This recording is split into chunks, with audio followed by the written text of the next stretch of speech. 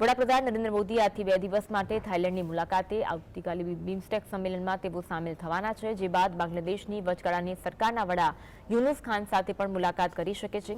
ગયા વર્ષે બાંગ્લાદેશમાં સત્તા પરિવર્તન પછી બંને દેશોના ટોચના નેતાઓની આ પહેલી મુલાકાત હશે।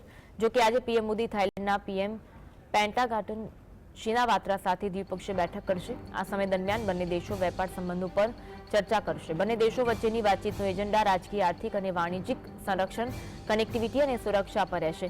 આ ઉપરાંત મ્યાનમારમાં નોકરીના નામે છેતરપિંડીની પ્રવૃત્તિઓમાં સામેલ લોકોનો મુદ્દો પણ બંને દેશો વચ્ચે ઉઠાવવામાં આવશે। માત્ર 38 વર્ષના પાયા થોંગતાન હાલમાં વિશ્વના સૌથી યુવા વડાપ્રધાન છે। મોદી શુક્રવારે થાઇલેન્ડના રાજા વજીરાલોકોન અને રાણી સુથીદાને પણ મળશે। પીએમ મોદી થાઇલેન્ડના ઐતિહાસિક વાટ ફો મંદિરની પણ મુલાકાત લઈ શકે છે।